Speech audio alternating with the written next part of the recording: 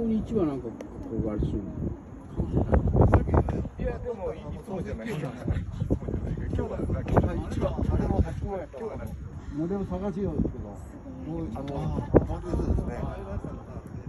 まだあそこいますよね。こっちに流れてたやつ。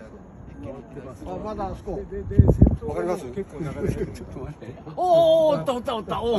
もうすぐ分かるようになったね、だんだん。感動もないもん。慣れてきたんですね。